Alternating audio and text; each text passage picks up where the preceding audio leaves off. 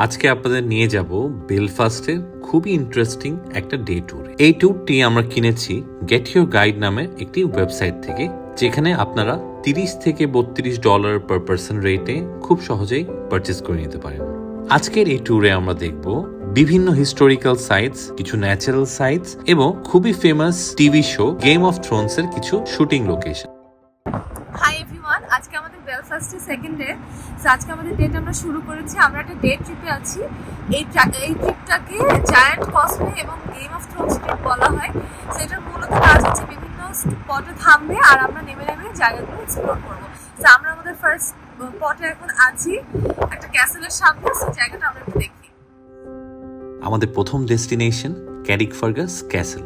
এই প্রাচীন দুর্গটি 1210 সালে নির্মিত এবং নর্দার্ন আয়ারল্যান্ডের অন্যতম পুরনো ও রক্ষিত দুর্গ হিসেবে পরিচিত। এখান থেকে আপনি সমুদ্রে খুব সুন্দর একটি দৃশ্য উপভোগ করতে পারবেন।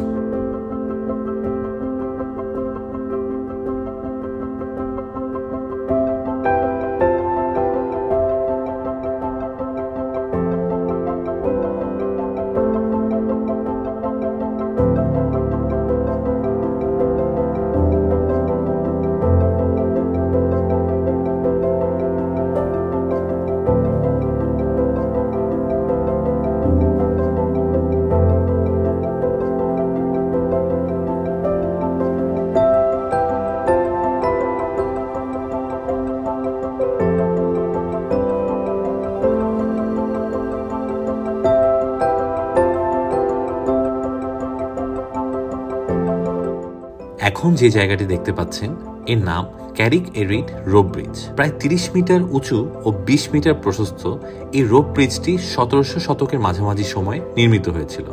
এখানে আসলে আপনি অনুভব করবেন আপনি যেন আকাশে উড়ে বেড়াচ্ছেন আর নিচে খুবই সুন্দর নীল সমুদ্র।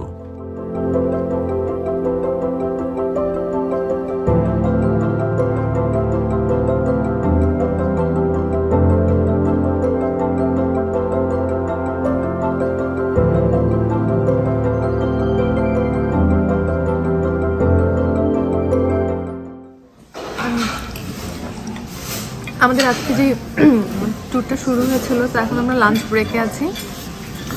তো ওনারাই একটা রেস্টুরেন্টে নিয়ে আসে। তো এখানে আমাদের লাঞ্চটা হচ্ছে বাফে। পার পার্সন কত করে জানি? অলমোস্ট 14 পাউন্ড করে। Almost 14 pound. খাবার ভালো।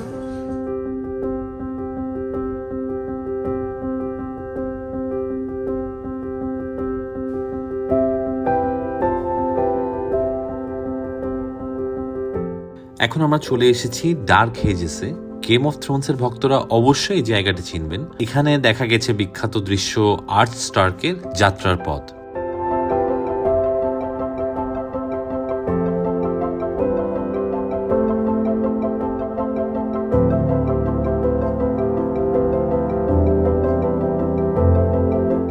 এখন আমরা চলে আসলাম আমাদের ফাইনাল ডেস্টিনেশন জায়ান্টস কজওয়ে। এটাকে আসলে পৃথিবীর বিখ্যাত ও প্রাকৃতিক বিষয় বলা হয়, যা ইউনেস্কো ওয়ার্ল্ড হেরিটেজ সাইটের একটি অংশ।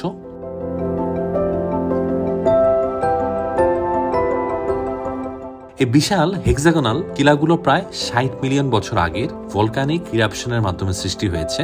দেখতে খুবই অসাধারণ লাগে।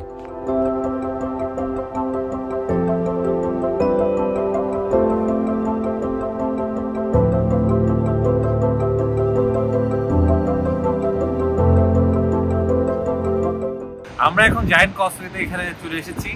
এটাই হচ্ছে মেইন অ্যাট্রাকশন। এর নিচে অনেক ধরনের ভিউ পয়েন্ট আছে, উপরেও ক্লিফ থেকে ভিউ পয়েন্ট আছে।